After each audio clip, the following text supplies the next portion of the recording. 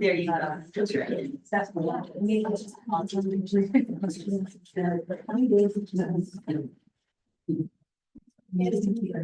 I know. It's so funny. Thank you so much. I know. Oh, like, look at that. Well, not like I'm gonna say that. Dry glitter.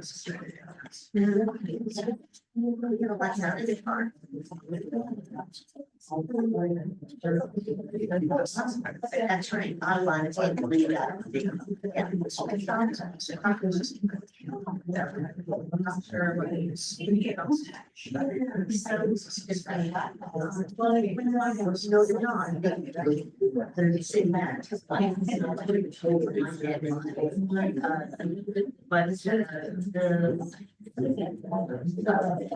Right. So.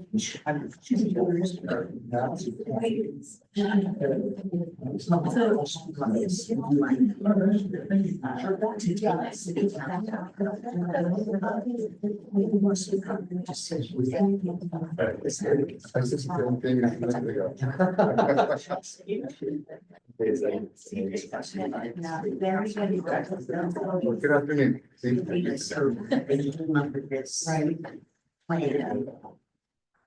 Correct.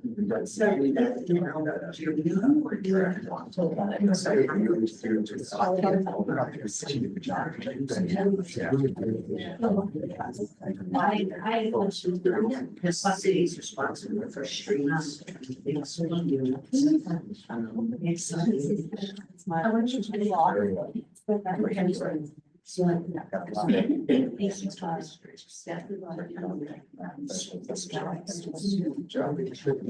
They all do. I think just like lost really great.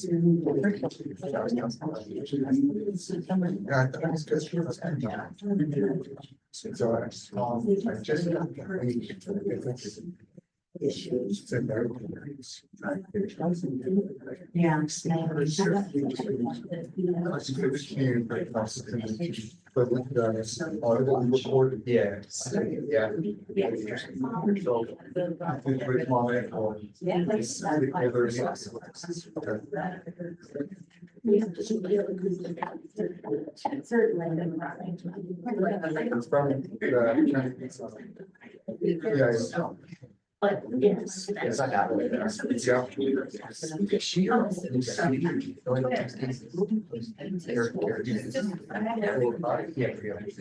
He's the primary. There's other ones. Well, only when she's not unavailable. Because right now the numbers don't justify full time, a full case. She's another caseload. Well, she's there's a mental health. it's more of But like, you know, like that, working needs, if those units.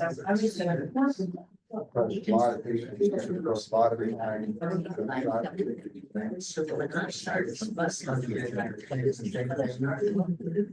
More time, 4 days in a row. It's still hard to do. Yeah.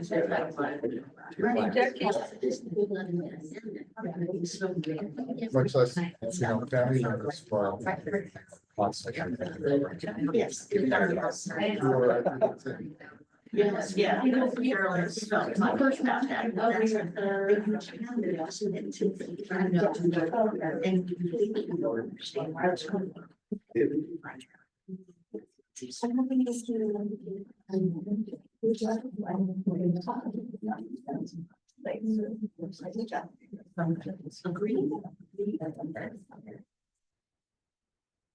We're waiting.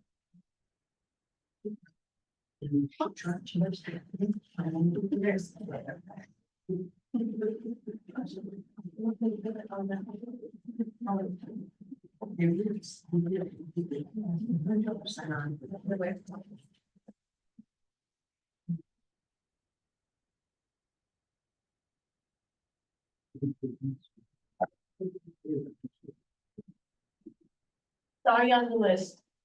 I'll forget you anyway.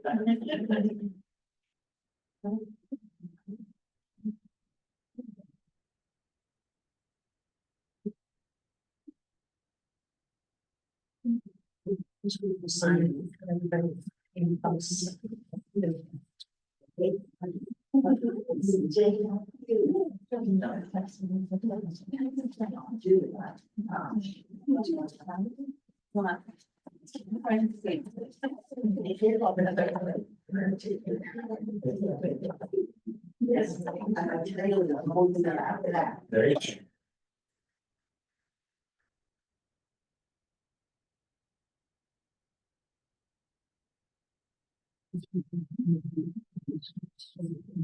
Yeah, so we don't. They're not.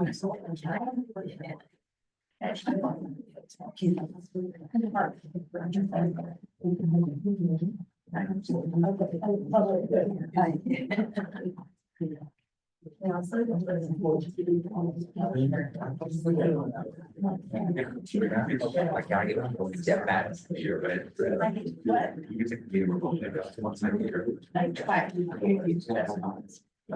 We don't have our new, I thought we have our new sheriff.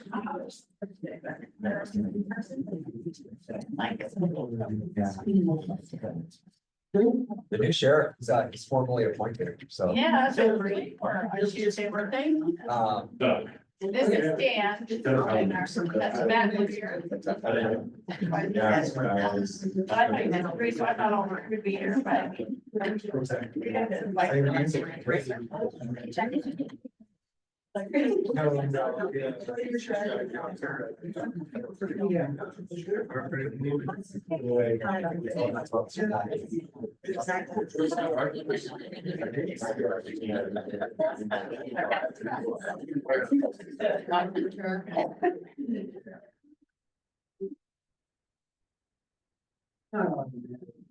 I think we're good.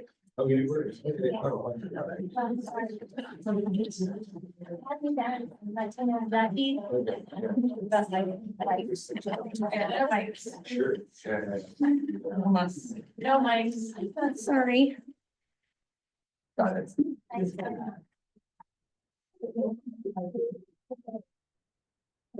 Yeah.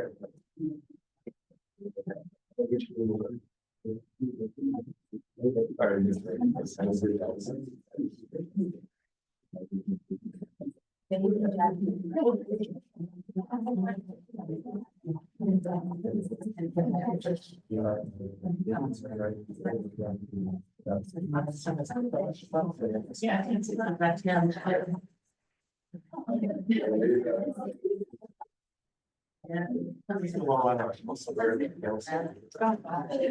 Good afternoon, everyone. We have a quorum now, so I'll call the meeting to order at 2:10. Thank you. And would the interpreter like to come forward, please?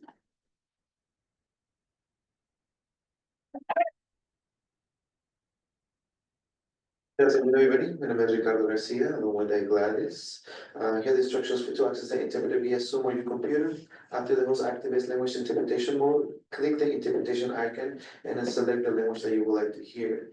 English and Spanish interpretation is available, optional. To only hear the interpret language, click mute original audio.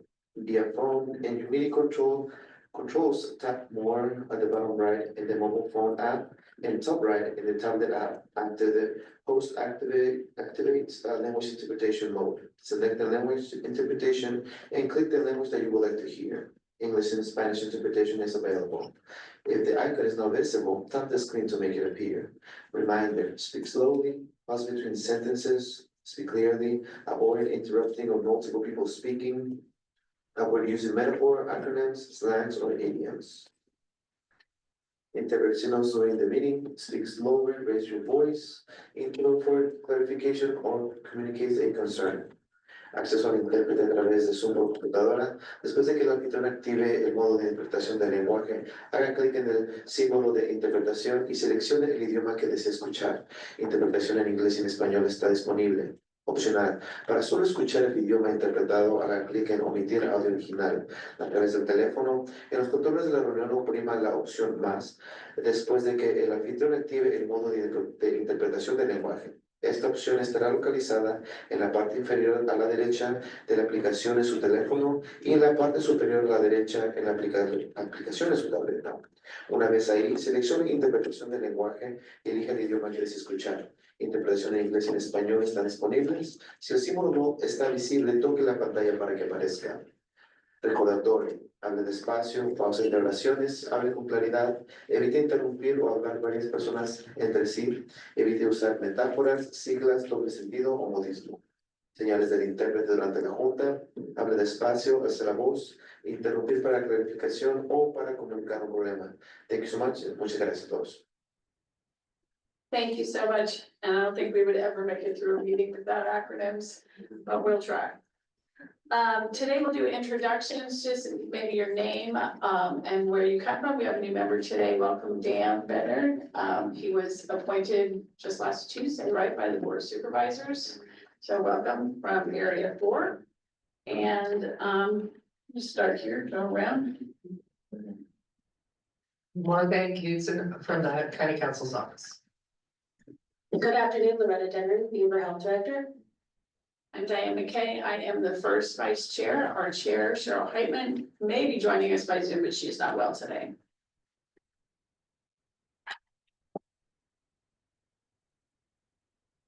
Thank you. CJ Keatley, District 2 and Secretary. Andre Walker, appointed by Matt Revere, Section 1. Daniel Bednar, I'm the Chief Strategy Officer at Ocean Air Federal Credit Union, used to be CBC. Spent about, prior to that, graduate from the Naval Academy, spent 10 years as an intelligence officer, including deployments to Afghanistan. So glad to be here. Thank you. Sylvia Garcia, District 3, Supervisor Long. Good afternoon, Michael Rodriguez, District 5. Good afternoon, Matt Revere, representing the Board of Supervisors. Good afternoon, Jeff Davis, District 2, appointed by Supervisor Guerrero. Good afternoon, Dalia Rodkin, District 4, and Supervisor Perry. Knowing Motherful District 3, Kelly Long. I'm also working with Spirit of Santa Paula. Good afternoon, Jennifer Flores, District 1. Mi nombre es Soledad Barragán y represento el Distrito 5. Thank you for that. I guess we could have used that as roll call members. We have anyone used it with just cause? Jackie? No. No, okay, thank you. So then just roll call members, CJ? Soledad Barbarian, Here. Daniel Bettner, Here. Andre Brobaugh, Here. Nancy, Jeffrey Davis, Here. Genevieve Flores Haro, Here. Sylvia Garcia, Here. CJ Keatley, Matt Revere, Here. Nomi Marufo, Here. Diane McKay, Here. Dalia Wilson, Here. Michael Rodriguez, Here. and that is it. Express. Thank you. Next, approval of the agenda. It is before you. Obviously, the only change is who is running the meeting. So it won't go quite as smooth. Got that one for us. Okay, my motion to approve the agenda. So moved. Second, Second. it's been approved and seconded. We need a voice vote. Soledad Barbarian, Yes. Daniel Bettner, Yes. Andre Brobaugh, Yes. Jeffrey Davis, Yes. Genevieve Flores Haro, Yes. Sylvia Garcia, Yes. Keaton Rue, Matt Revere, Yes.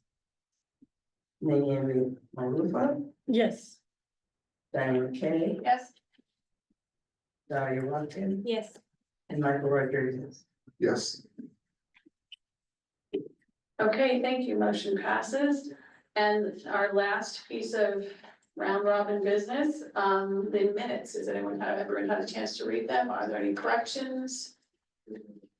Seeing none, is there a motion to approve the minutes? And again, you don't have to have been at the meeting, you just need to have read the minutes. Yes, okay, thank you. Is there a second? Second. Thank you, Dr. Davis. Roll call, please. Beginning of the meetings. Soledad Barbarian, Yes. Danny Bretler, Yes. Andre Provo, Yes. Jeffrey Allen Davis, Yes.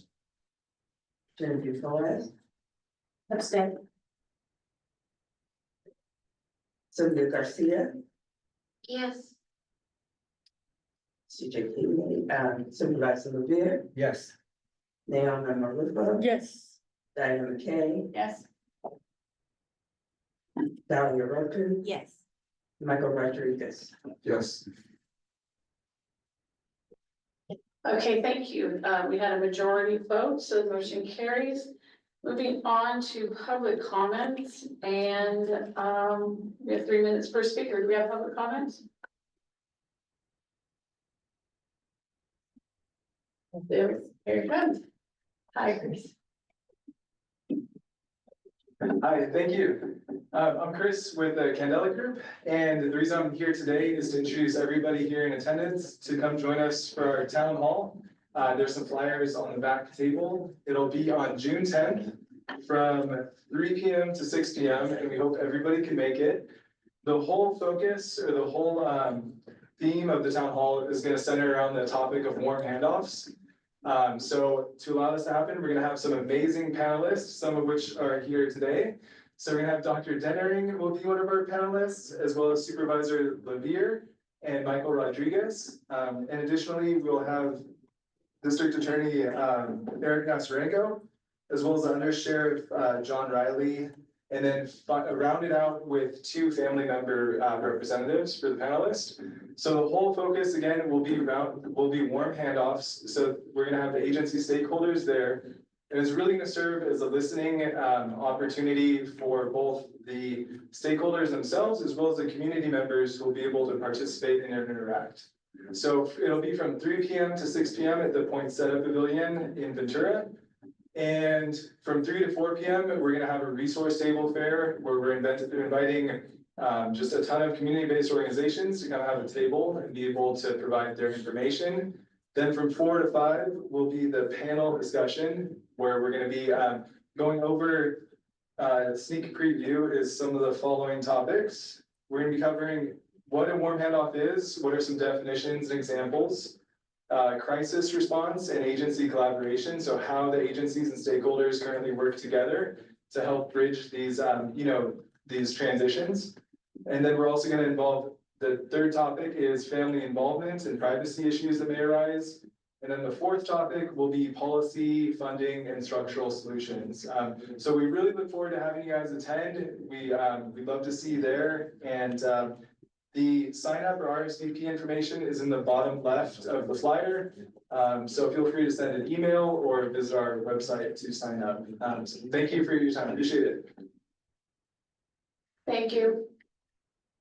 Now there would be chair comments. If our chair was here, just want to make sure, I think everyone was given a ballot for the state organization. I don't have any recommendations. There are 3 people running and 2 spots, so you can read their bios and decide for yourself and send in a vote or not, but that went out to each one by email. If you didn't get it, let us know and we'll resend it to you. Next, we are really happy to finally be able to do this, to give a commendation to recognition to Cheryl Shelton.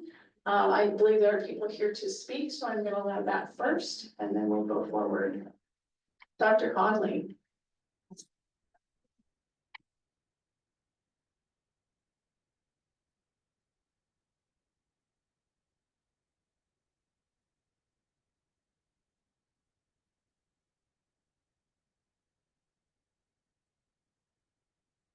Hello, everyone.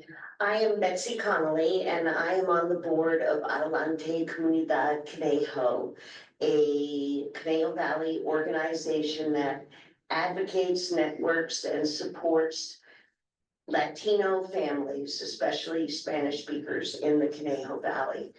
And Carol Shelton is our vice president. And if I could think of one word to describe Carol's work, I'm not gonna say designated crier, although she is excellent at that. I'm gonna say brave, because she is oftentimes the person who comes to speak at public meetings and who shares difficult truths with people who aren't always ready to hear them. And that's a tough role, and she does an excellent job. And I also know that in her personal life and her service to Adelante and the Latino community, she's had to be brave. Carol had kind of left her Latino roots behind and then discovered she needed them again.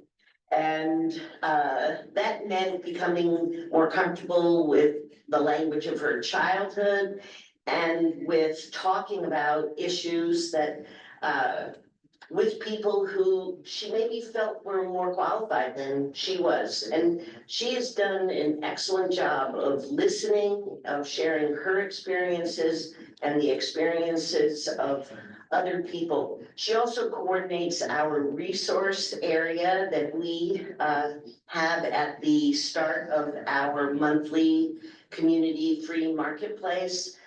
So she's talking to agencies and organizations all over the county and encouraging them to come and share the services that they offer with low-income families that are receiving food support. So certainly from my perspective, she deserves your congratulations.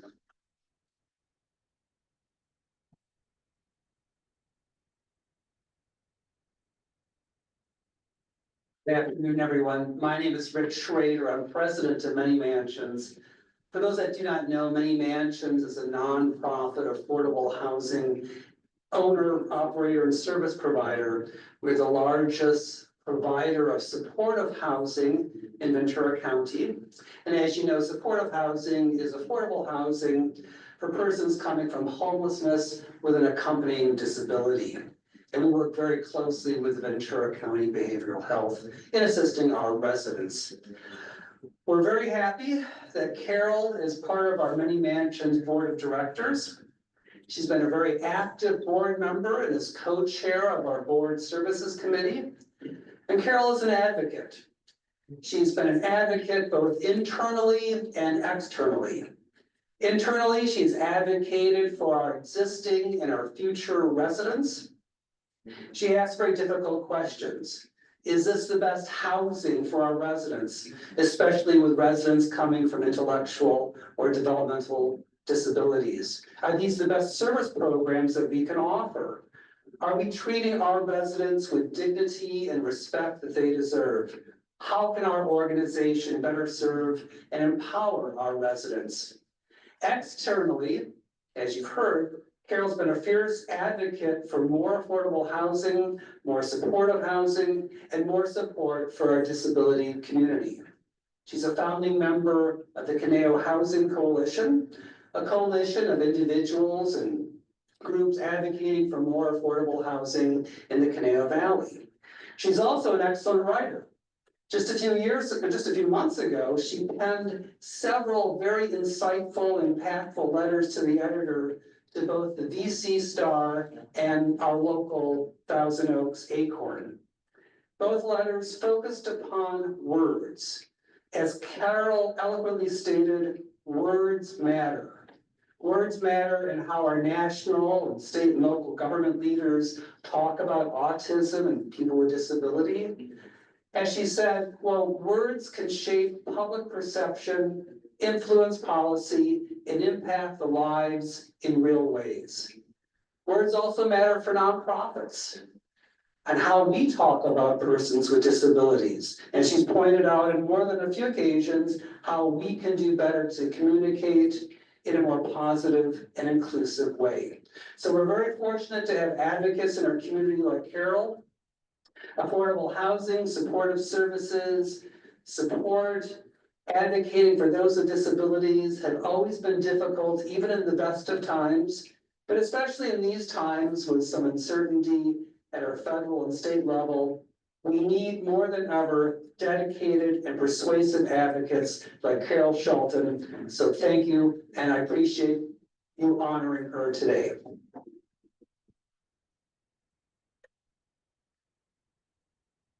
Good afternoon, Ventura County Behavioral Health Advisory Board. My name is Ashley Pope, and I'm the board president of Autism Society Ventura County. It's an absolute privilege to be here today as we recognize an incredible advocate, leader, and champion for our autistic community, Carol Shelton. Carol is a relentless advocate for the rights of people with disabilities and other marginalized communities. Her dedication to autism advocacy and neurodiversity is not just a mission, it is a reflection of who she is at her core. As the mother of 3 adult children, 2 of whom are autistic, Carol knows the struggles that families and autistic individuals face when trying to navigate services, access education, secure housing, find employment, and live quality lives. But Carol, as you heard through the other speakers, she does not just advocate for her own family. She fights for all autistic individuals and underrepresented families across Ventura County. Carol dedicates her time volunteering as the Vice President of Autism Society Ventura County. She serves on our Advocacy Committee, Health Equity Committee, and many other ASVC committees that do less exciting work, like governance, grants, marketing, and so much more. She also answers our resource hotline and goes out of her way to foster community connections. In everything that she does, she is dedicated to amplifying the voices of those who are too often unheard. Every day, I witness Carol working hard to build a future where autistic individuals are fully included, respected, and valued. She is not only a leader in our organization, but in so many others: Adelante, Comunidad, Conejo, Many Mansions, Conejo Unido, and Conejo Housing Coalition. And I have to say, it's really mind-blowing to hear the other speakers today, because I thought she did a lot for Autism Society, and she does, but she also does so much more. How does she find the time? Whether it's housing, education, healthcare, Carol's always on the front lines, making sure that the needs of people with autism are included where decisions are being made. One thing I love about Carol is that she is someone who does not wait for change, she creates it. She envisions a Ventura County where autistic individuals are not just accommodated, but fully embraced. She gently challenges her peers to open our minds and hearts just a little bit more when things are rough, and she is always up for that challenge herself. We learn together. I love that she honors the works of the decades of advocates who come before her, drawing on their resilience and continuing their fight, so that the families of tomorrow will never know what it's like to go without basic services. In the hardest of advocacy moments, I've asked Carol, why are we doing this? Can we even make a real difference? And in those handful of moments, Carol reminds me that as hard as this work is sometimes, it also feeds our souls. She reminds me that we couldn't not do this. And yes, of course we can and are making a difference. Carol's spirit is unbreakable, and I'm in awe of her strength and tenacity. If it is our goal to have a world that works for everyone, then we need more leaders like Carol, who are compassionate and vulnerable, generous with their time, and fueled by advocacy. And we need more mentors like Carol, who wouldn't hesitate to take a couple hours out of her day if anyone in this room or outside of this room needed a friend to walk them through the steps of navigating diagnoses or services.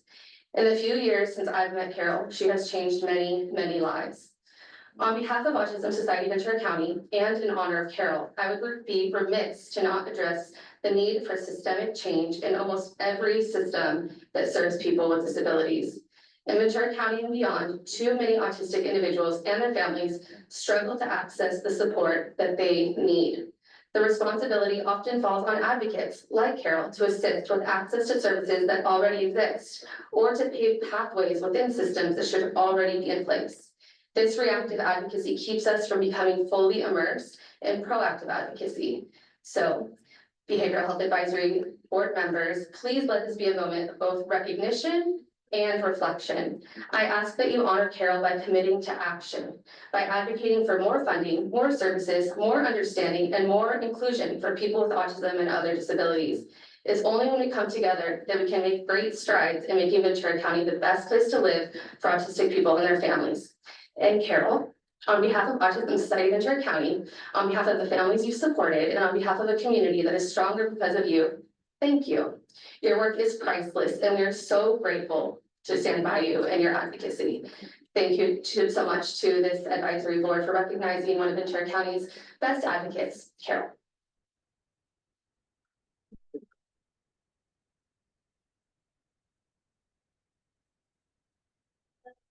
Come up. I know that Cheryl's very sad she can't be here, but CJ is going to read your certificate to you. So Carol is making her way to the podium.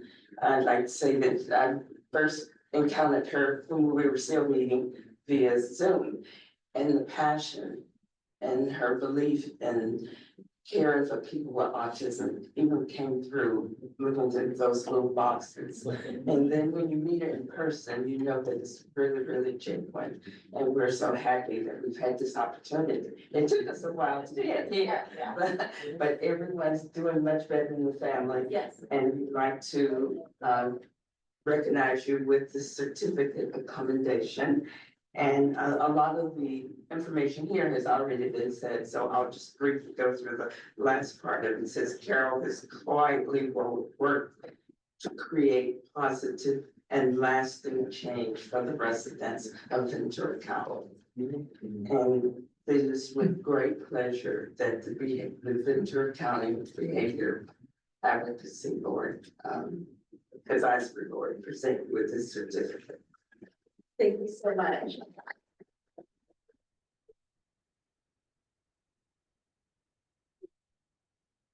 I have a couple words, I'm sure you're not shocked. I'm here as a lifelong disability advocate, an autism advocate, a parent, and someone who is deeply committed to advancing equity for marginalized community members through ongoing involvement in local grassroots efforts and community coalitions.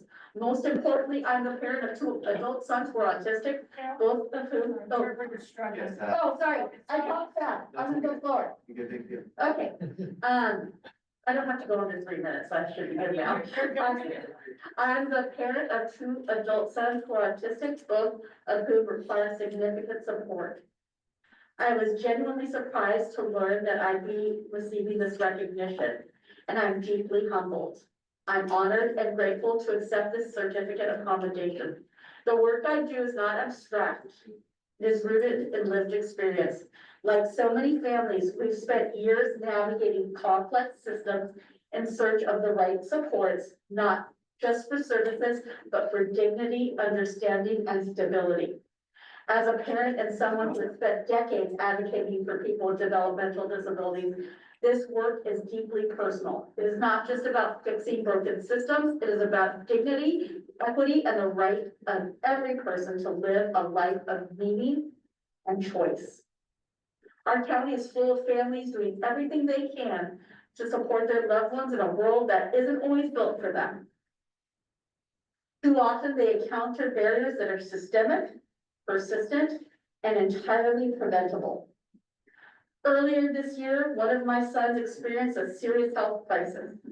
While we're grateful for the care he received, the experience highlighted how unprepared many systems still are to support people with developmental disabilities.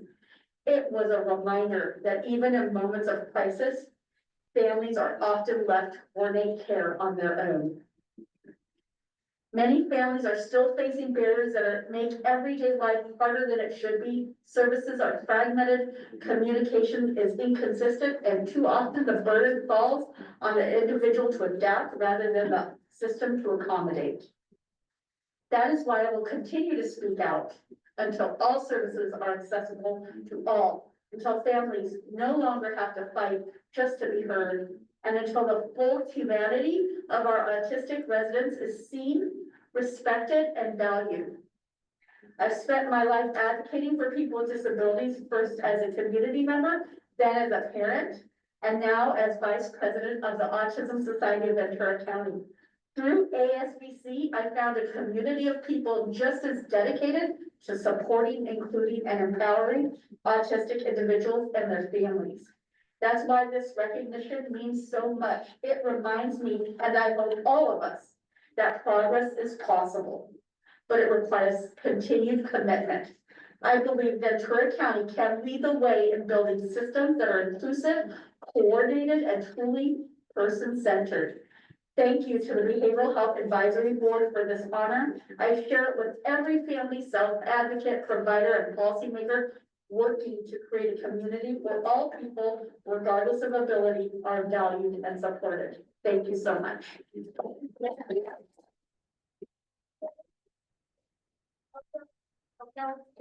We actually take a picture. I like to run away when it does. And you got this, you took your, well, the jail down. Are they signing us? Yeah, I wasn't listening. Oh, yeah. Sorry.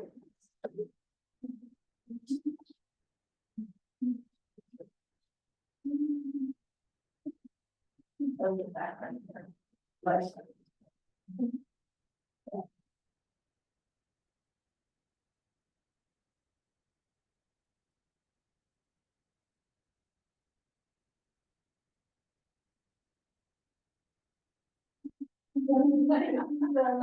Thank you.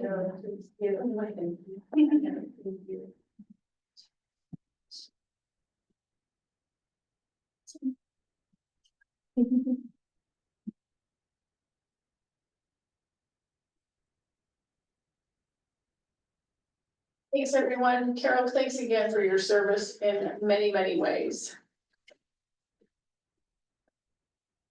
Okay, now we're at the director's report, certainly to be uplifting. Well, let's report out it. Because in case you haven't heard, the county and the department received, 2 behavioral health continuum infrastructure program bond leadership awards totaling $93.7 million. So we discussed in previous meetings, we applied for the funds for 2 of our major projects that have been in the works for several years. Our mental health rehabilitation center on Lewis Road, so that's going to be 38 beds there to add to our campus. And the second is for psychiatric health facilities, the PUF, which is like a mini psych hospital, to expand services in East County that will go along with our crisis stabilization unit that is underway in East County as well in Simi Valley. So building out our East County campus and infrastructure there. Again, I want to say thank you to our county CEO and our board of supervisors for the support, this department and our peers throughout the county. It's a huge lift and a big effort across. We had over 100 letters of support for each project. And so it was, obviously these are greatly needed services and very competitive. So this was 3rd time was the charm for the MHRC. So thanks to all of our staff who hung in there. And we're very, very excited to get going. So that's the big happy news. All right, before you get to that, can I just say, the psychiatric health facility, right? And CSU, which is a crisis stabilization unit, those are acronyms we say over and over again now that we have the money for them, so you might just write them down. It's not the school. Get used to it. Yeah, it's not the universities when we say CSU. Yeah, crisis stabilization. So that's the biggie. The rest of the update is pretty standard. We have some updates throughout the department included in the report. One area I did want to highlight is our prevention services.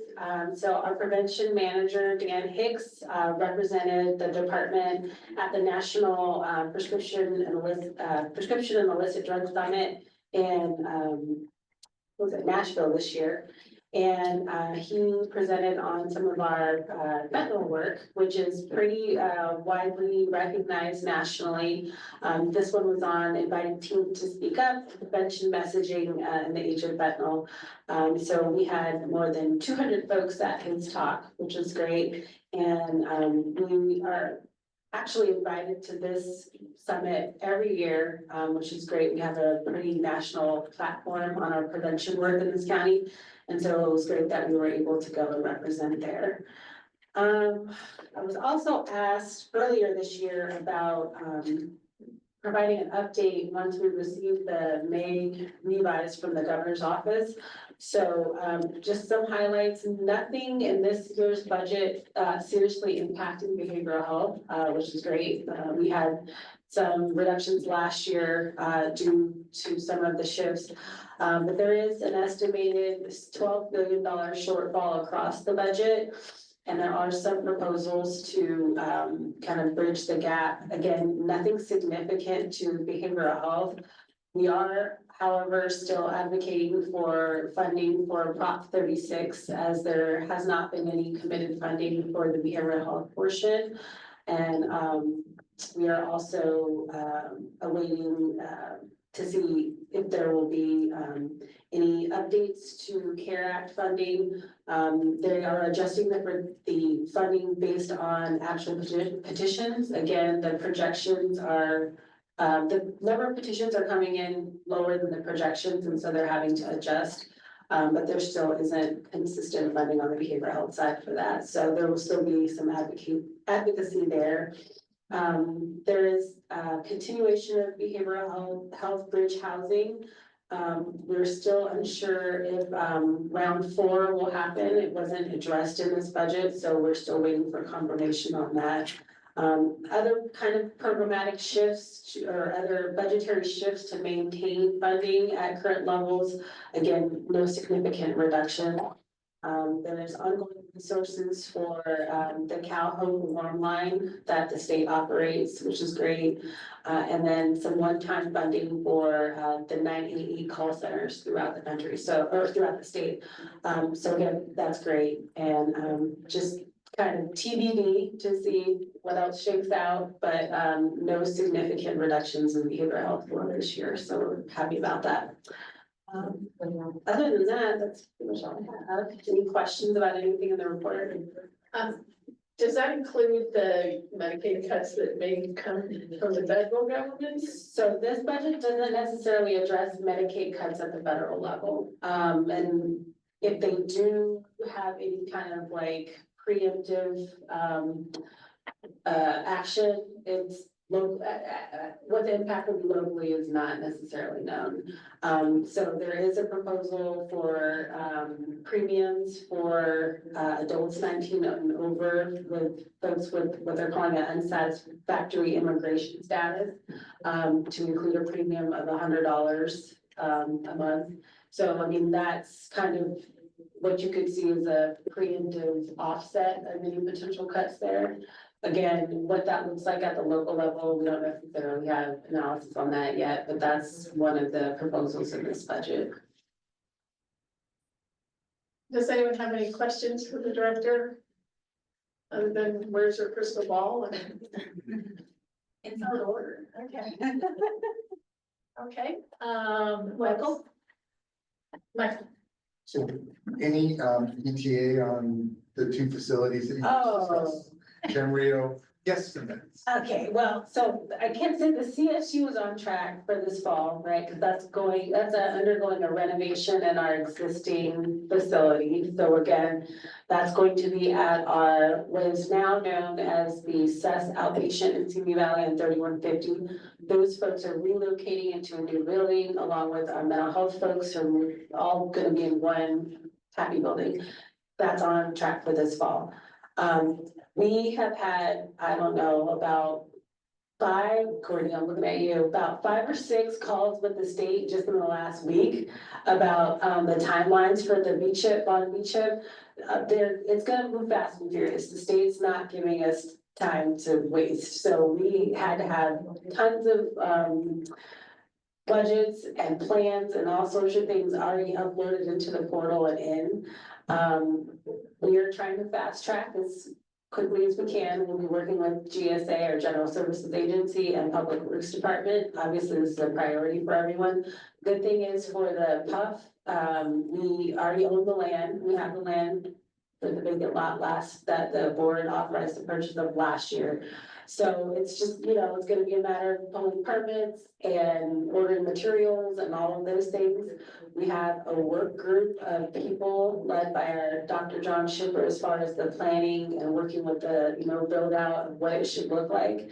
And then working with our project plans and folks in PWA and CEO's office. So as we get down, I can have more timelines because we're gonna have it mapped out, or we actually already started mapping it out. The state's only giving us 5 years. 5 years to build out everything.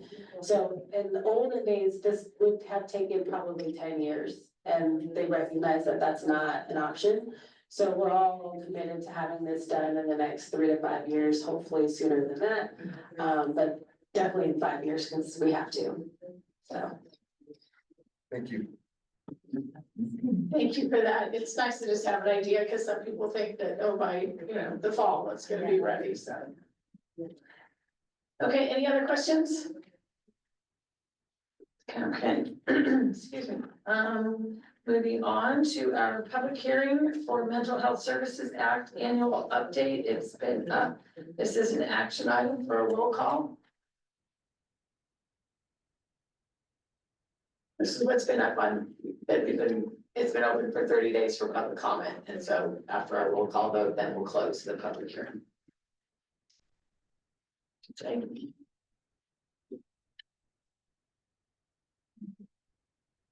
Soledad. Yes. I'm sorry, we need a motion in a second. Hold on for a second. I need a motion to approve and a second. So. Second, Second. thanks. Okay, moved by Dr. Davis, second by Matt Laguerre. Now. Soledad Rivera, Yes. Daniel Bettner, Abstain.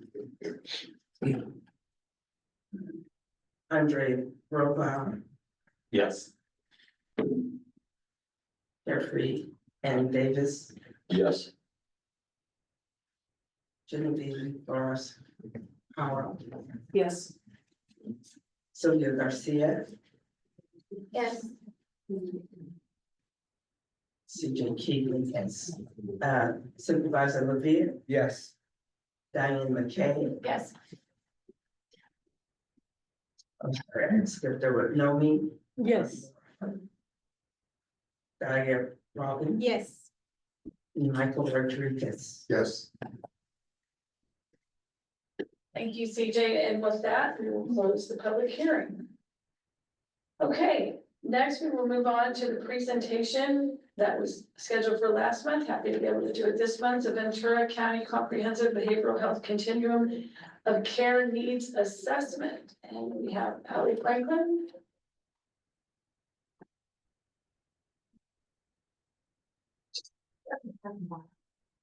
Oh, I'm sorry. Where did I skip you? Oh, yeah, I skipped over the overview. I'm sorry. Go ahead. God, my voice is going on. Sure, I'll show you. Here's me with the phone. BHSA. Report, thank you. Good afternoon, everybody. My name is Courtney LaBelle. I'm the Mental Health Services Act Manager. And today I'm just going to give you a brief reorientation for some of you and perhaps a new orientation for some of you on the Mental Health Services Act and in particular our annual report update. We can go to, I get this, I have all control, okay. Okay, there's my interview. So I want to just give some brief overview on what is the Mental Health Services Act And why am I here presenting to you? So the Mental Health Services Act is Proposition 63, which passed in 2004. And essentially, it's a 1% tax on anything over $1 million. And as you can already start to infer, it's a volatile funding source. The taxes, the millionaires go up and down, and then the taxes on that go up and down. And the departments, every county, there are 58 counties along with 2 cities who participate and must follow the Mental Health Services Act rules and regulations.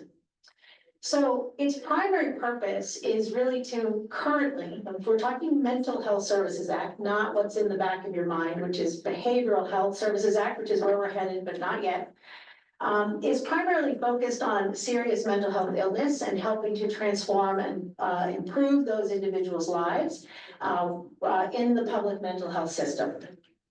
The act itself includes 3 required funding categories and 2 optional categories. So I'm briefly going to mention those. The 3 required are CSS, which count for community services and supports, the EEI, which is prevention and early intervention, and innovations, which is INN. The 2 optional categories are WET, which is workforce enhancement and training, and CFTN, which is capital, facilities, and technology needs. So when the counties have to report out and do community planning on these funding categories, we work directly with the community on aligning projects and priorities within those 5 categories. So that's what I'm talking about today, is I'm giving an update on our annual update, which lives inside the 3-year plan itself. And I'll talk a little bit more about that. So this is again staying at a high altitude overview. So the county, every behavioral health department must create a 3-year plan. And we're currently ending our 2nd year of our 3-year plan. So our 3-year plan covers fiscal years 23 through 26. So this plan that we're currently in will end June of 2026. And as many of you are already on the cusp of what's coming down the pike, the BHSA integrated plan will launch July 1st, 2026, right? So we're 2 years into the current 3-year plan. When we talk about the annual updates, we are utilizing data from a complete fiscal year prior. So in this case, that would be 23-24. We are currently in fiscal year 24-25, and we are reporting out on changes that occurred this fiscal year that will impact the 25-26 fiscal year, right? It's a lot of fiscal year numbers to share out with you, but that's really where we are, right? A 3-year plan that we must report out on annually. So our annual update process generally looks like the following. Essentially, we need to, and this, so I'll sort of put this into time, so it's grounded a little bit. So this year, we launched the annual plan update process with the community as part of the community planning process in February of 2025. And that's where we bring to the community, we did both in-person, virtual, and surveys with the community, where we identified the changes that had already taken place to date. We then sought community input on those changes. And then last month, we came to this advisory board and we announced the opening of the 30-day public comment period. And as was noted, today is the public hearing. And the public comment period ends today, and then we will be bringing the final updated annual report, that's the 1 year within the 3-year plan, to our Board of Supervisors for approval before we submit it to the Department of Healthcare Services by June of 2025. Way back when we were setting priorities in the community planning process for this current 3-year plan, the 5 primary content areas that were outlined based on community input were to work with projects that addressed areas under access, alternatives to BCBH, housing, clinical treatment and services, and outreach and education. Those were the sort of what the community wanted to see us invest the MHSA dollars in as part of the projects that would roll out over the last 3 years that we're 2 years into. Again, this is I'm jumping back and forth between high and low. So this is going back to high, this is the end of the 30-day public comment period. We are working with our BHAB, our Behavioral Health Advisory Board, to have it be one of the places where we open up the 30-day comment period. We seek input from the community, and we integrate that feedback into what we provide to the state on an annual basis. This is an overview of the dates that we provided and conducted our community planning processes, both in person and virtually, as well as via survey. During this time, we had about approximately 123 individuals who participated specifically in giving us input in this CPP process this round. And essentially, when you go to our website, you can find the report as a link, and it's essentially broken into 3 parts. And this is an overview of the parts of the plan, so you can get situated as to what you're looking for potentially. So part 1 is really a summary, and it's an overview of what have the changes been, because that's part of our responsibility, is to make sure that we're letting you know about what changes have taken place over this last year, and what are the 3-year plan priorities. The annual update part 2 are the specific funding categories that I mentioned earlier that outline what's been done inside those categories. And then part 3 are expanded appendices, which allow for a deeper dive into certain key critical point areas that you might be interested in following. In fact, we printed out one of them. The 3-year PEI evaluation report is here in hard copy and was provided as one of the documents for attendees. This is the second to last slide, in case you're wondering. So this is essentially an overview of what changed from last year. Actually, let me clarify.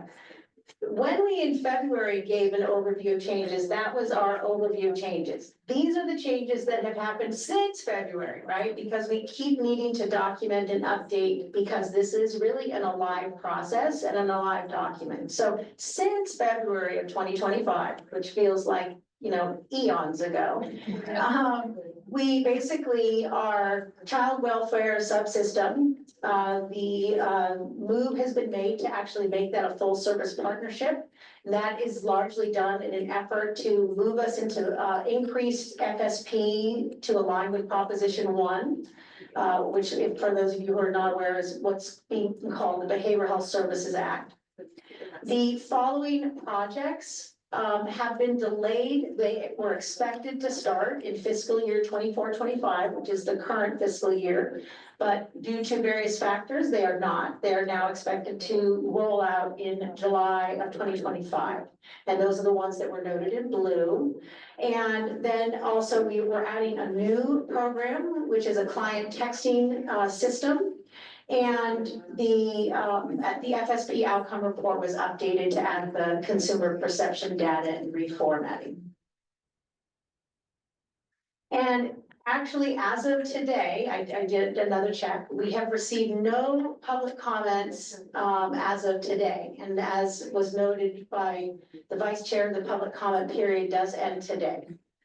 So that is the end of my presentation, and I'm available for any questions should anybody have any. Thank you. Thank you so much. Does anyone have any questions? Dan? Oh. I have a question. Yes. Could you describe the client texting system? I'll tell you what I think I know about it, but I'm not the best person to answer. So it's basically a software system that will allow our clinics to text very HIPAA compliant specific text to our clients that don't violate HIPAA or privacy requirements. I don't know what that, I don't have a good example, but it's all within HIPAA regulations. So they're like appointment reminders and things like that. Right, like non-specific appointment. Correct. Thank you. Will we be able to see the surveys and what was written out and where you guys got the surveys? Yes, well, they are in the annual report, we provide summary and also the documentation. Yeah. Yeah. So you can grab the append, it will get finalized and then submitted to the state, or submitted to our board of supervisors for approval in June and then submitted to the state, and then it will be updated on the website for the final version. Okay. Well, thank you for the time and opportunity. Thank you very much. Okay, no more questions. And that's it then, right? We'll have updates this year and then we go to BHSA. Yeah, so I just wanted to say thank you to everyone for your patience. I know it can be somewhat tricky because we're living in two worlds right now. So this is part of like the standard Mental Health Services Act, MHSA routine that we do every year. And we're just going to continue to do these things until we switch into Proposition 1 Behavioral Health Services Act next July, which has a whole different set of rules, a whole different set of parameters. And so thank you for your patience as we, continue to wrap the old MHSA up. And with that, we have the BHSA manager. No? Oh, no, we're back. No, we're back. HMA. Okay. Thought we had both, never mind. Okay, so been looking forward to this presentation and, welcome. Hi, thank you so much. And also, is this on? That's the red button. Red button. Okay, great. Thank you so much. And also thank you so much for your grace. I was actually okay. I was actually the team member who had the emergency last month. The plane that I was on caught on fire on the runway. And so I was involved in an aviation disaster the day I was supposed to present to you. So I was not able to do that because I was on the replacement flight. I will tell you, if nothing else, it reminds us that any one of us, no matter how many years we've been involved in this work, could suddenly need support and crisis help. I probably gave about 80 of my fellow flight members the 988 number to call as we were dealing with the disaster in Orlando.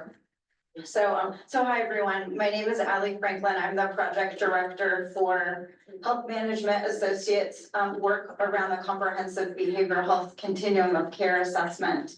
And I'll share with you a little bit around, we want to tell you a little bit about who we are and who our team is, a little bit about the background, and then most importantly, excited to share with you some of the tools that we've put together as a part of our assessment. So my name is Allie Franklin. I've been involved in behavioral health for more than 30 years. I'm licensed in 2 states. None of them are California. I'm sorry about that. But one is Washington State and the other is Florida. So West Coast, best coast, I gotta tell you.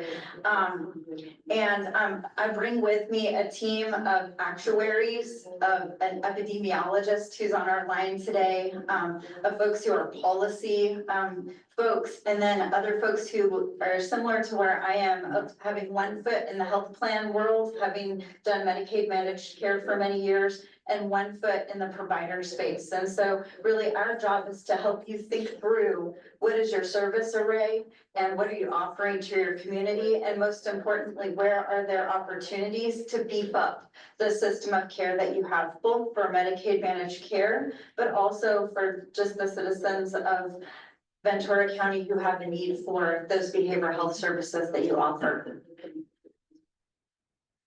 We've been involved in doing both qualitative and quantitative analysis, and really this stands on the shoulders of the work that was already done by another consulting entity. We're really bringing together for you the data piece of this puzzle. And so at the end of this analysis, we owe you a needs assessment report that stands on the shoulders of that work that was started, but that brings the data analytics to the picture. Even though I'm a licensed clinical social worker, you should know I'm a data nerd at heart. And I love looking at how do we make data informed decisions to be able to make sure that you're serving your community the best that you can. And so what we have to share with you today, and I have Anissa Lambertino is our epidemiologist who's on the line with us. This is a screenshot of what we've done. What you will see here is a heat map or a geospatial map of Ventura County, including, by the way, you'll see some kind of dark lines at the bottom of that map where it turns blue. you have you shared with us some data that was zip code level. And interestingly enough, zip codes cross counties and also humans do. So we have some claims data from you around the care that you have paid for and provided. But you also have people who come to your clinics who are using resources who are not Ventura County residents. And so if you'll take a look across the bottom, you'll actually see something that says District 1, District 2, District 3, District 4, District 5. And then you'll see this Ventura Plus. Ventura Plus shows you what your population is, including where those zip codes cross over into other counties, because these are the people who are using your services. But then we have a clean Ventura, which is right next to it, which shows what the census count would be for your population. So these are the folks who you're on the hook for financially. But again, you need to understand, if someone lives closer to Ventura County than they do to where the resources are in their own county, they are likely using your Ventura County resources because it's closer to them. Because boundaries count a lot for our budgets and for decision-making, but when you're a human trying to get care, you go to the place that's closest or closest to where you work, or closest to where your kids' schools are, those kind of things. The other thing that you'll see in the top right-hand corner, it's called Box and Whisker. I just want to orient you a little bit to this, and this shows you around a vulnerability scale. And this is also part of the color coding that you'll see. So the parts of your county and of your region that are in the orange and the darker orange, the more vulnerable people are. So this is socioeconomics, this is thinking around access to resources, thinking about employment opportunities. Can also include race and ethnicity. This vulnerability, socioeconomic status is really an index that's been created. It's a nationally recognized index. As you see orange areas, that's where people are more vulnerable and also where your population is dense. As it is blue and darker blue, that's where people are less vulnerable, but that doesn't mean they don't need care. And that's why it's important for us to be thinking about what those resources are. On the top right hand where it says Box and Whisker, that shows you where the distribution is for the individuals in your community, with the top being this Point to Magoo. That's where there's less of this social vulnerability. The bottom being Oxnard, that's where there's a higher level of social vulnerability. The other thing that you'll see here, I call them pins. They are little squares and little circles, and that shows you where the behavioral health resources are. So clinics, hospitals, federally qualified health centers, FQHCs, and those pieces. And we would be able to zoom in and see where are those resources. But at a glance, one of the things that you can see is that you have quite a few resources over on the western side of your county. And I was actually really happy to hear Dr. Dennering say that you've got some resources that are going to be coming over onto the eastern side. Because as I was looking at this map and doing some of my own analysis, I saw that you have some gap areas. That while you do have a higher percentage of socially vulnerable people on the west side, you still have people who need care and need support who live on the east side, who right now would have quite a ways to go in order to get those resources and the support that they need. The other thing that I would say that we noticed at a glance for Ventura County is what I would call the donut hole. And these are folks who may not qualify for Medi-Cal, but may not have the dollars and the resources to be able to pay for private, just fee for service out of pocket therapy and counseling. And so unfortunately what happens is that you actually have folks who have very little access to resource. If you take a look at where the pins aren't. The most important thing when I look at geo hotspotting is I always want to see where the pins are, where the dots are, but I'm really looking for the deserts. I'm looking for the places where they aren't. Because that means that if, and this happens all the time, humans do this, right? If it's closer to drive to the emergency department than it is to drive to outpatient care, guess where you will see me and my family?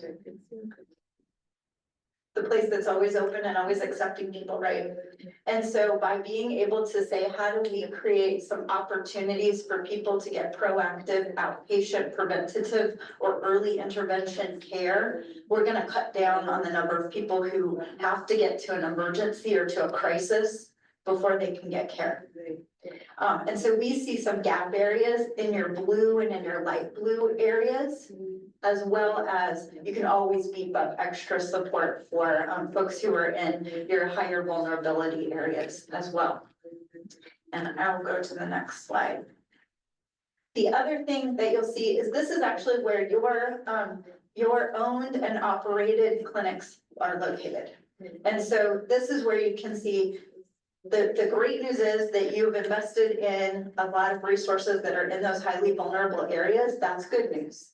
And you still have some areas that are a bit of a distance away from where your population bases are. And so, again, I was really excited to hear that you have been awarded some dollars to build some capacity there. So that's great news. I'm gonna pause here for a moment on our geospatial maps while I've got Anissa Lambertino, our epidemiologist, on the line. Are there any questions that folks have around what this map is showing us, or where the data came from, or any of those things?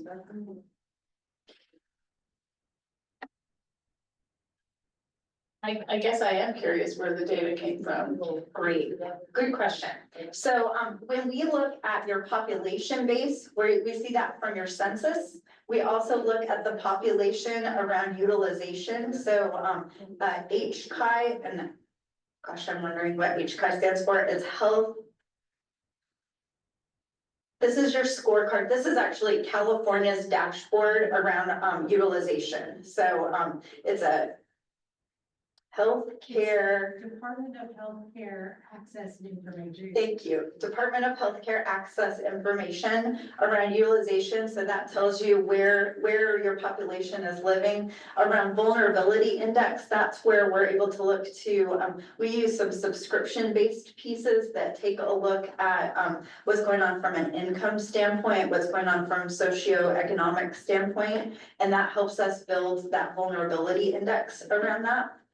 And so it's a combination. And then as far as where we put the pins, where the resources are, that comes from a combination of looking at your contracted entities that are that have been contracted with Ventura County Behavioral Health. We also looked at the Health Services Administration. So HRSA has a site around where there are sites that are operating particularly for that federally qualified health centers, FQHCs. And then we actually saw one that is more high school that is both in HRSA and that is a part of the Ventura Healthcare Agency as a school-based clinic.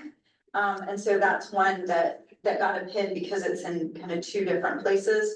And so that's where we're able to see what is operating, what is your community benefiting from. And then we also looked at the National Provider Identifier, NPI number, to go and find where there are resources for people who are not covered by Medicaid, who wouldn't necessarily be part of your contracted network. And is this reporting and data just one snapshot in time, or is it something that's real time, continuous, updates that inform, I guess, real-time decisions, or is it just one period? This right now is a snapshot or a one-time piece. These maps right now are showing you what is going on currently. So in the last quarter to a year.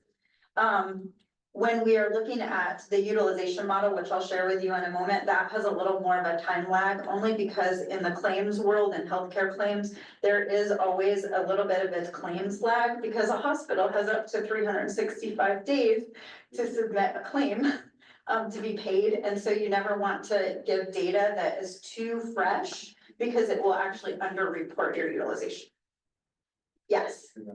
Question, I was looking at the population numbers through the districts, and I see the total seems about right as far as Ventura, but these other numbers seem low. With District 1 showing approximately 112,000 people, that's the population of the city of Ventura, which doesn't subsume the entire district. Okay. Where are these numbers coming from? Yeah, so I can speak to that. The supervisorial districts that you see are based on zip codes because that's the level of analysis we have. And those zip codes do not align perfectly with the districts. And so it is the best overlap, the best way we could capture both at the same time. Again, they are not perfect.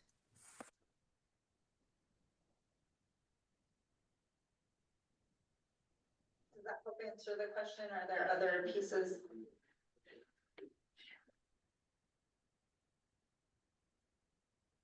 I'm not sure. So yeah, it does seem like District 1 is way low, and District 3 as well. So I'm not sure. Although the total population for Ventura doesn't seem off, so I'm not sure how the numbers add up. Which I see people adding, so I'm not gonna do that too. Great. Well, we can go back and take a look and see exactly how that's penciling out, and we can get back to you with an answer on that. Thank you, I appreciate it. We all would. Thank you. That's helpful feedback though. Yes. Would it be possible to also get it by the zip code? So like both how you have it as district, but then include the zip code as well, just because of what you mentioned earlier about the crossing over with the zip codes? Anissa, I'm gonna ask you, so one of the reasons why we may not always be able to share everything with you is there are some rules around HIPAA, around how much data, how detailed we're allowed to give you. Around, and that's actually one of the reasons why we didn't go specific to race and ethnicity, we went with vulnerability.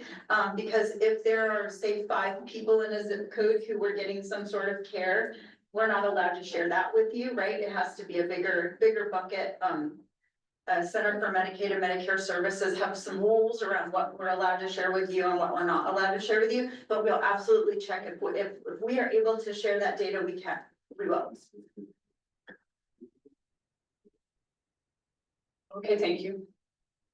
Great. And by the way, this is exactly the type of feedback that's helpful to us because we can do data analytics, but you live here. And we always want to make sure that what we're showing you and what we're doing, basing our analysis off, passes the smell test with you and that it meets your, oh, yes, that does fit with what we're seeing in our community before we go and do a lot of deep analysis with it. So we appreciate your feedback. Is this online? Sorry, is this online or like, do we just have to email you directly? So I think the question you were asking is this online or do we have to or do you need to email directly? Yeah. I believe we shared a copy. I'm looking over to John. I believe we shared a copy of this. Yeah, yes, it's in your agenda packet, so if you. I understand it's in the agenda, I have it. Yeah. But it's not online where it's not an interactive thing. Like this is the only piece we're gonna be able to see, right? Okay. So, you are correct that we have not published this. This wouldn't be something that you would necessarily share right now with the general public, particularly as we're getting feedback from you. Okay. Thank you. Although we are also happy if there was anyone who wanted to, sit and zoom in or look at, again, to the point where we're allowed to zoom in. There are absolutely some limits to what we're allowed to zoom into. But we would, we'd be happy to set up an interactive session with someone if they wanted to look at that. Thank you. It was one of the concerns I had when we had this presented a couple of years ago, that it seemed like there were some big holes in East County and they seem to still appear there, so. Yeah, that was our kind of sense, taking a look at it. So again, I was excited to hear that you have some dollars that are coming in to help build some capacity there. Great, I'm gonna transition us to the next piece. Maybe. Am I not pushing the right button to have us go forward? Oh, okay, sorry, now I pushed the button too many times. So sorry. Okay, so I would, So one of the things, this is where me being a data nerd comes in, a GPS, if you ever have GPS in your car, it actually requires 3 satellites. I learned this a while ago. I was a Girl Scout leader and taught my girls how to do geo-access mapping. It requires 3 satellites because it needs to tell you where you are. Another one needs to say where you're not, interestingly enough. And then another one needs to triangulate and look at that. So this is one of the 3 satellites that are part of your GPS system around understanding what your needs are. So this one tells you where are your humans, where are your resources, where are they not, and where might you need some more. The next one tells you, and I'm not expecting you to look at this in a tiny, tiny way, it'll zoom in a moment. This tells you around the prevalence. What is your population? What are the potential needs in your population based on age groups? And importantly, if you had more people who took you up on the offer to use resources or to get behavioral health services, how many resources might you be on the hook for? What's the top line number that you need to think about? This is really important context though, because these numbers that it's going to spit out, this is not how many resources you should build. I want to say that again really, really carefully. Do not use the numbers that we're sharing here as saying this is the top number that we should build, because you'll build too many. However, when we look at this compared to where's your population, compared to the 3rd leg of the stool or the 3rd GPS piece, which is your utilization, you should also not build resources solely based on how we've used resources before, because as Dr. Dennering said, and as you've heard several people say, resource utilization and allocation in the state of California is changing. And so if you only based your resource allocation on what we've used before, you run the risk of leaving people out, of not serving people who could be served or who could benefit or who absolutely need your services. And so this is one leg of the stool. And this is where you see what is your percentage of residents who are experiencing a behavioral health condition. What is the approximate number who would be expected to use a specific resource? If you had unlimited resources, how many people might take you up on it? It's called an uptake or a penetration rate. And an estimation of the maximum top line estimate of those sort of resources that you might need. How many do you need is a question communities all over the United States are asking. And the answer will lie somewhere in between the prevalence model and the utilization model, which is the other model that we're in the process right now of building. What you'll see here in the prevalence model is it looks at your population broken down by children, TAY, which is transition aged youth, adults, and older adults. So you're taking your population and stratifying it by different subpopulations. And then it says, based on some national trending and based on some California trending, what percentage of those people have a severe mental health burden? And so that's who the county would be responsible for making sure that you're thinking about serving versus your Medicaid managed care plans. And then you think about, if we take this population, so I'm gonna start with our 0 to 15, and you say up 100 and almost 50,000, what is 7.25% of that? Well, that represents around 10,008. And then with our uptake rate of 2.11%, 2.11% of that, then how many people do you need to make sure that you have resources to be able to serve? Again, top line, top number of people that you need to be serving on an annual basis. The nice thing about this tool that we've built for you is that if you, because you're doing great outreach, you're doing incredible, advertising to people around resources, if you say, we actually think we're gonna have a higher take-up rate, you can actually change some of these numbers and it will spit out a new forecast. You can say, we've done great outreach. We think 211 is too low of an uptake rate, and we think we can get it up to 3% of people who are eligible for services coming in. You can change those numbers and it will spit out a different number for you. Ally? Yes. Just so I understand this, I'll use the tape for example, that age group. It says the burden rate for the severe mental health is 12%. Are you saying that 12% of the TAY population in Ventura County are suffering from a severe mental health burden? And Ainsley, my actuarial analyst is on the line. Ainsley, can you help us talk through where those burdened percent of population numbers came from? You may be on mute, Ainsley.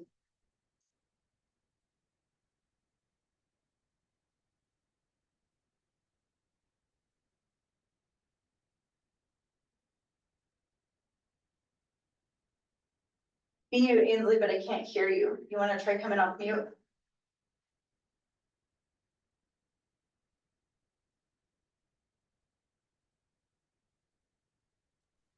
Okay, there we go. Sorry, as a participant, I wasn't allowed to unmute at first, so apologies. The burden estimates specifically were adapted from the DHCS prevalence estimates specifically for Ventura County that are publicly available on their website. Wasn't a direct copy and paste necessarily from that rate. The TAY one specifically included some actuarial judgment, the context of which I'm happy to take offline and look further into. But that's where they were adopted from. Best estimate. Based on, DHCS, Department of Health and Children's Healthcare Services. Thank you. Department of Healthcare Services for California has developed these rates for these age groups for each county within California. And so then you're saying, so that I'm using that 12% figure, there's 14,000 or so TAY youth who would be burdened by a severe mental health challenge. Correct. And then we're saying that of those 14,000, we anticipate about 3% actually coming for help. Correct. So I want to add to that. Notice how on the right-hand side it says 3E take-up rates with mental health crisis stabilization. So that's the percentage of them that specifically we think will take up crisis stabilization utilization, not any mental health service. So that's partly why it's seemingly low. That's where you'll see the title of it. It says take-up rates mental health CSU. Okay. Okay. I have a follow-up question to that. Is the take-up rate also calculated in a similar manner? Ainsley, did you hear that question? Is the take-up rate calculated how? In a similar manner that the Yeah, similar manner. So take-up rate, that was probably the more challenging piece because, there's not really publicly available stats of level of care specific take-up rates of those with severe mental health burden. It's a very specific metric. So with the take-up rates, we largely relied on high-level statistics from NIMH, the National Institute of Mental Health, in conjunction with some actuarial judgment.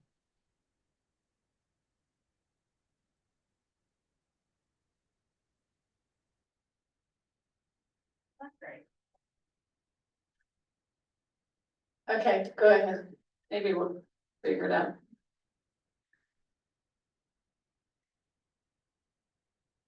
You said not great. Are there other questions that we can? No, it answer? just seems like such a large number to build capacity for. So that's why I'm glad you said that, because I want to make sure to reiterate, this is the top line number of people that you could be on the hook for. When we are showing you, when we come back and share with you your utilization, you'll see that your utilization is much lower than this. And again, that doesn't mean you're not doing something right. It means that for all communities, if 100% of the people who would take you up on it and who are eligible for it come, this is what you would need. But when you look at who is coming, it will be a different lower number. And so that's why I don't want you to build capacity to these numbers. This is a GPS. It's 3 different legs of the stool. This is one piece of it. No, I understand that. It just are that my head then means there's a lot of people out there that aren't coming for help that need it. That's correct. Across the whole country, by the And way. that's what I meant by not great. Yeah, no, I agree. So one thing I do want to add too is that these numbers and the way HMA is slicing and dicing it is very similar to what you'll see in our EQRO reports, our external quality review organization reports. You go to our website, you'll see the posted reports year after year. And they do very similar work and they show prevalence data, they show utilization, they show penetration rates, and this is the same methodology. So this is being presented in a different format, but it's very similar to what the state does. This year's ETO was very different, focusing a lot on claims and utilization and not so much on external factors that we used to use. Really to kind of drill in to get to these like actual numbers. So just wanted to say that there are other areas for you to go to compare if you would like to have some comparison of what this report looks like. And, Ally mentioned this as well, that this tool is dynamic. And so the current assumptions that are driving these results are HMA's best judgment based on information available. If new information becomes available, or you want to scenario test what would happen if different numbers looked different, there is functionality available in the Excel file itself to tweak and change whatever assumptions you see fit and see the results, with the default numbers being available elsewhere. So you can always revert back. Struggling to advance the slide forward. It's not responding to my. I had a question. Okay, great. I don't know if somebody else can answer, but wouldn't this be expected that the TAE would be higher because of the pandemic and social media and sort of like, this is kind of an expectation all across nationwide, correct? We are absolutely seeing that that's a burdened population, right? And the other thing, transition age youth, remember, would include up to age 25. So these are also folks who are struggling, they maybe graduated or should have graduated during the pandemic. They're having a difficult time with, there are a lot of, it's a great point. There are a lot of challenges around getting into the workforce, around, just some of the impacts around the COVID-19 and then the recovery after have had some disproportionate impacts on that age group. So absolutely, that's where you see, some burdens that are a piece of this here. So this just gives us an idea of what to be focusing on. Correct. Okay, thank you. And then one more thing I wanted to add too is that this is across the entire continuum and multiple delivery systems, right? So in our county behavioral health, our mandate is the Medi-Cal SMI population. So we see the moderate to severe, but Medi-Cal eligible. This doesn't mean that folks who maybe have a serious mental health condition, who have commercial insurance or some other type of insurance are not being seen. They may not be seen in our delivery system, but they may be seen in services elsewhere, which is again, why it gets tricky when you're looking at projecting out how to build and what to build. They give you your upper limits, but knowing that not everyone who falls within that category for services is eligible for Medicaid services.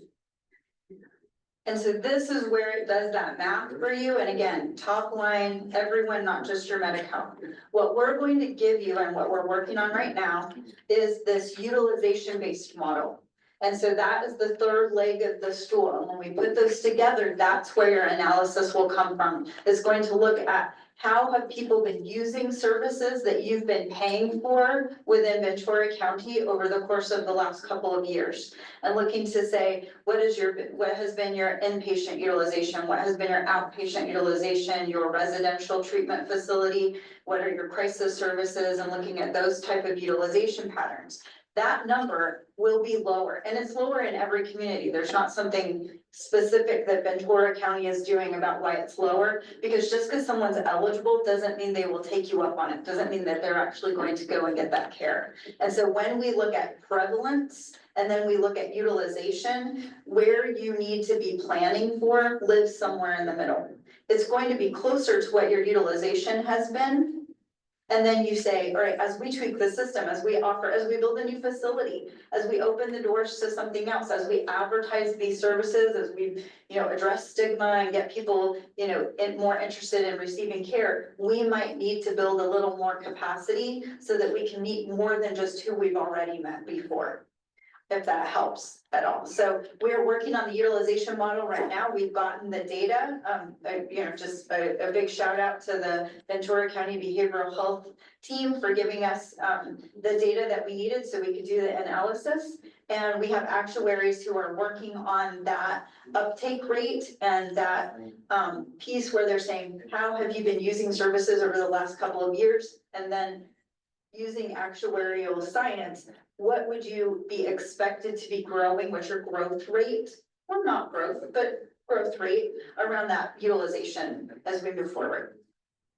And then what you'll get is a dynamic forecasting tool that actually helps you to be able to say, as we're adding capacity or as we're adding, maybe you're investing on things on the front end and we're hoping maybe people won't end up so much in crisis. You can actually tweak the tool and use it in such a way so that you could say, as we move this dial, what will that do to our need for building capacity for these resources over time? So just one last question. So for those that have private insurance, we don't have those numbers. We kind of can't get those numbers. We just have to guess that do we have any state guesses? Is it 50% more that use private insurance? We just have no idea. So, because you don't pay for them, you don't have access to the claims for them. And so that's where private insurance, who pays for it, is not required to share that information with you. And so, if you look at it, that's one of the reasons why we gave you a prevalence that is the whole prevalence for Ventura County. And you can begin to see kind of what that looks like. Because it will begin to give you can say, compared to what we know around our own utilization, compared to the prevalence model, this is what we see in the Medi-Cal population. Then you can begin to extrapolate and to say, this is what we think might be going on in our insured, commercially insured population, and looking at some of those things. And we'll include that in the report around what that might look like. But no, you're not going to get a utilization model for the privately insured folks. Simply because that's information that is held by their commercial insurance company. Yes.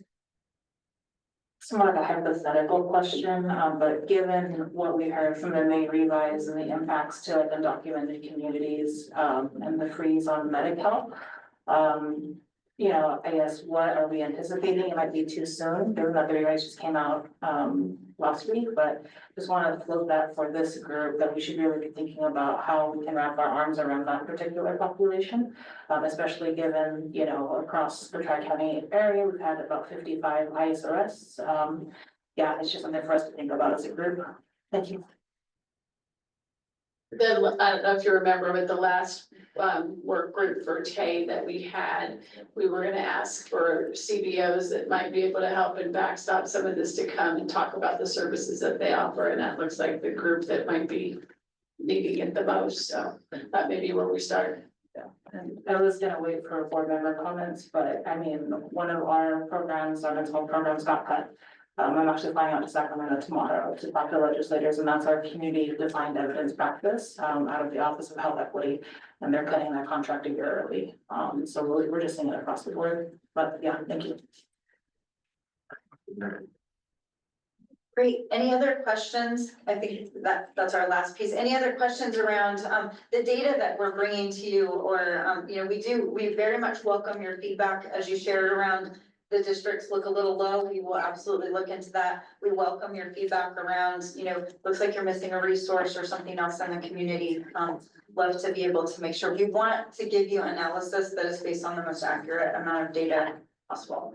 Can you do, I know this is now, right, recent data, but can you do trend analysis too, where it's trended, if these numbers have gone higher and where they're coming from, I guess, like is, this hay number, some of these numbers,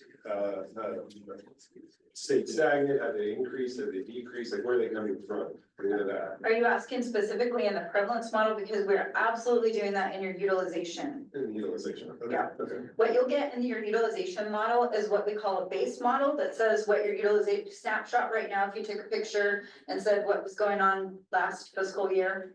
But then we're also going to let you know is this trending up? Is it staying flat? Is it going down? What does that look like? And that actually will inform that forecasting model. It's gonna be kind of the back engine of that to let you know, what is your utilization looking like by level of care and by age. The other couple of things that you'll see that are very important for you when you're thinking around planning are what is your rehospitalization rate? That's important because if the same person is using that bed multiple times, then that's gonna impact your supply and demand, right? There'll be more demand for it, but if you do something around reducing a rehospitalization rate, then one person, people can be super users of resources, right? So changing the trajectory on a handful of people can actually make it seem like you have a higher level of resource without having to build a bed. Right?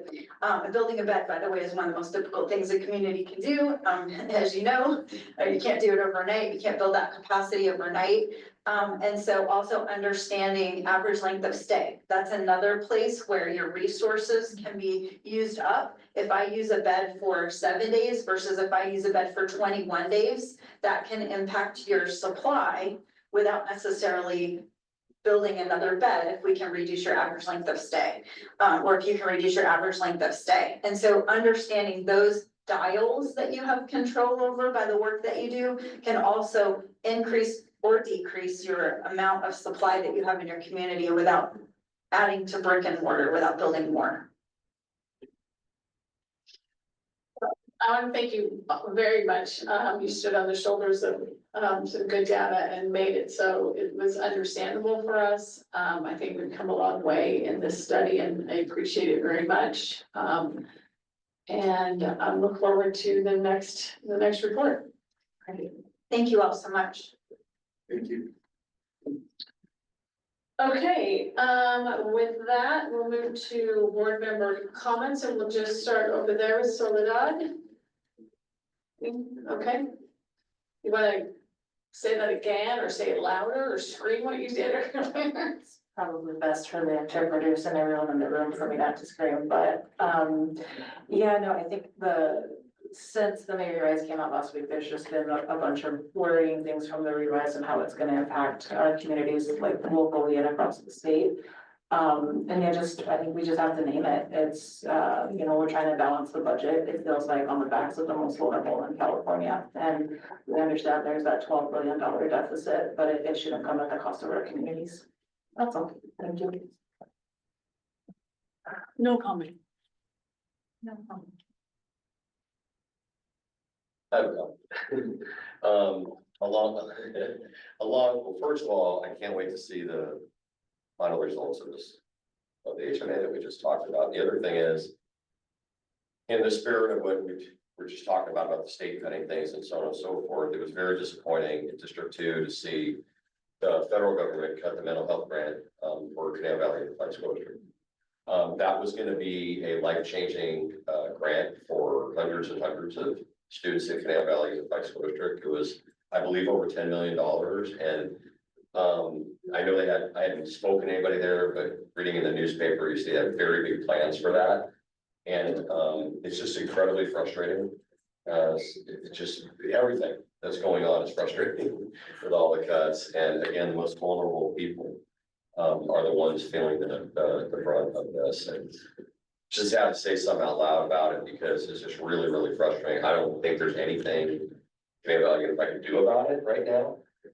They may have to wait a few years for that, but it's just really frustrating that those families and those students won't have access to those services that we're going to be coming through that grant. And, quite frankly, as the former Oak Park superintendent, I was really excited to see Caneo do that because I thought, wow, finally there's actual money coming to a school district to actually do something about mental health. And it's not happening. So just want to say it. Yes, I equally, those wellness centers were so well used and utilized and probably will be people. Yeah, thank you. First, I absolutely agree with Genevieve as far as her comments that we shouldn't be balancing these budgets on the most vulnerable. What's that saying is that society is judged on not how we treat our best off of those who are richest or have the most, but those but how we treat those who have the least. And unfortunately, we're going down not a good path in that. But on a different note, I just want to say that at the CARE Act Town Hall meeting that took place last week on May 15th, it's been well received. I would encourage folks who didn't have an opportunity to either attend in person or remotely to check it out. I think the link is available from the county's public information office. And then I sent the link to Supervisor Levere. So I would encourage people, it's a step in the right direction. And so I've been pleasantly surprised on the collaboration and success of CARE Act so far. Michael, if you send that link to me, I'll just see that it gets out. Thank you.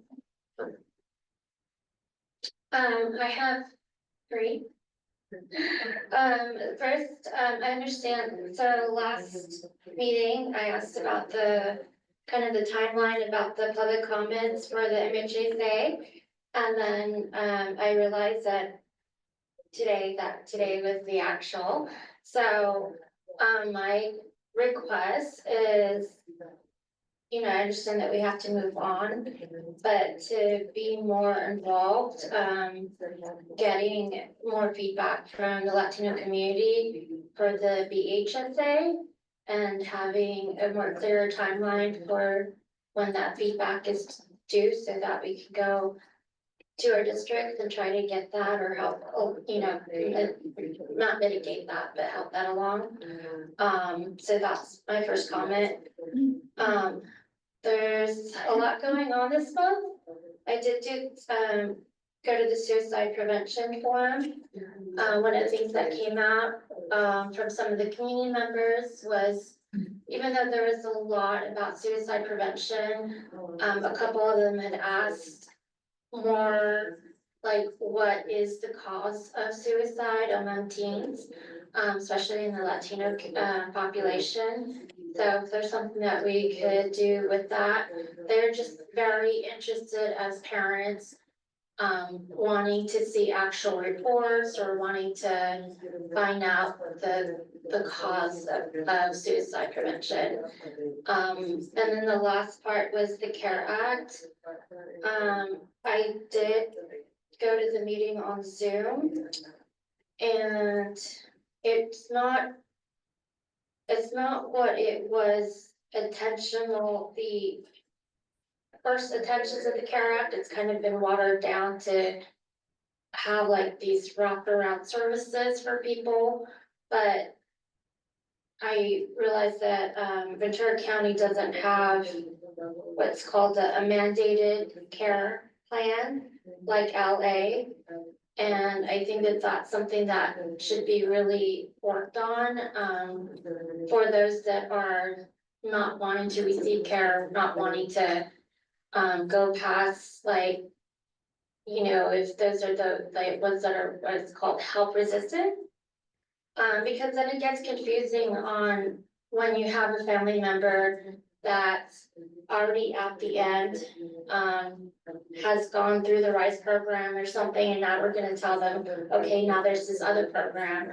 So for those who are like the most vulnerable, I think that there needs to be like a clearer plan or they're saying, okay, yes, we're gonna, maybe for that individual, go directly to LPS. But if they're out there under the rope and they're not getting the help and they're having suicide ideation or just, you know, going on and to have them go through another process, I think would just in some cases not just be detrimental, but would cause them to further go deteriorate further. And I just want that to be prevented. So those are my 3 points. Thanks. Just for clarity on the Latino wants to know why suicide is more prevalent, not why suicide prevention, correct? Okay. Okay. Yeah, Just I just wanted to clarify. Why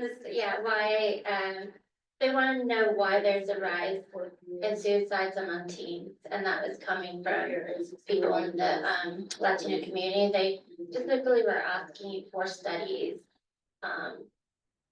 they wanted to see more actual data. Thank you. Yeah, I just had one question that came up that I wrote down later when we were talking about the Dr. Attorney, that $93 million, and again, probably a lot of questions, I just learned the process, but that is purely just facilities. So in 4 or 5 years, it has nothing to do with actually staffing it up. That'll be an entirely different Correct. process. Yes, and so as part of the application for those two projects, we had to build out what it would cost to maintain and staff. And so that overall determination, the operating cost is basically what drove us to apply for the amount that we did and go for the number of beds that we went for. So for the MHRC, it's 38 beds, and for the PUF, it's 16. And so that was based on our financial analysis, including the ongoing operating costs, which this money does not cover. Thank you. Yeah, no, and I'm just incredibly grateful to be here and be given the opportunity. I know as a veteran that navigated military mental health care, VA mental health care, I know just how important it is to have resources available for you at the time that you need it, because life is pretty unpredictable. So appreciate this opportunity. Thank you for applying.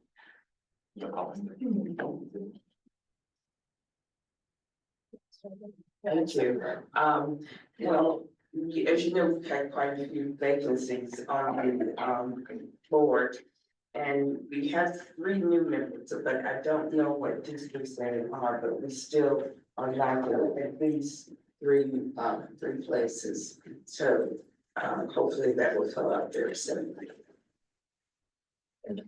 One of those is on me. I spoke to the county superintendent of education. He had someone in mind, but I think I just dropped the ball in the middle part of sending an application, so. We'll get that one done, but I think the tough one is going to be the 25 or under, because it takes time, as we all know, as we've joined this board, to kind of get up to speed. And so we probably want someone who's about 20, and to ask someone who's 20 to come here once a month and for no stipend, no reimbursement, take away from hours they can go to school or go to work, I think is a really tough ask from the state. And so I would be interested to maybe talk to Teresa Comstock about how that's working statewide, because that just seems like a really tough ask from my perspective. So that's my only comment for the day. Anything? Okay, and with that, we're adjourned a couple minutes early. Thanks, everyone. Oh, I know, I just want to go home. No, it's like I brought the second side of the agenda, never mind. The nominating committee, CJ. Thank you. Working with my fellow nominating committee member, Nancy Orchard. We had quite an easy task, mainly because our esteemed chair has agreed to stay on in that position as our first vice chair. So Cheryl Heitman will remain as chair, and Diana Kay will remain as the first vice chair. Nomination for the second vice chair is our distinguished member, Andre Brofa. And he will garner your votes, and that is the service part right here. And then for secretary is Genevieve Flores Mauro. And she's been a very, very busy person, but I'm sure she can also handle this job, and I hope you're for your vote. And we have that exercise next month. Thank you. Thank you so much for that work, and we will do that do the voting next month, and obviously take nominations from the floor as well. New business presentation requests. Any? And any recognition award recommendations like we did today? You can always email Cheryl with those or myself. And any questions regarding the contracts by the board of supervisors that are in your packet? I had a comment about the first contract. If this is the first contract that I see that had 8 payers. So I just wanted to do the math. And I don't know if I'm understanding correctly, but 10 clients for an average of 18 months. The way I understood that over 5 years was 30, if I calculated 33 clients. kind of correctly. And if that's correct, this whole 33 clients, then that means that this sum money would, mean that the per client cost for this navigation would be $337,000. Am I doing it correct, do that correctly? Yes, so these are very expensive pre-trial, felony and competent to stand trial, justice involved folks. Yep. She called them what, super users? She was just talking about it, say super users, and that happens in insurance as well, where you have super users that drive up your rates, so. Thank you for the question. Anything else for contracts? Okay, then any public comments? And then the one thing I did ask and put in there, we've been sent this, but this was kind of like worst case with Medicaid cuts, and I think we're kind of at worst case. This is pretty much where we are. This was sent to us March 7th, but this is where we are. It looks like that the super big bill that's going through. And on that note, we are adjourned for real this time.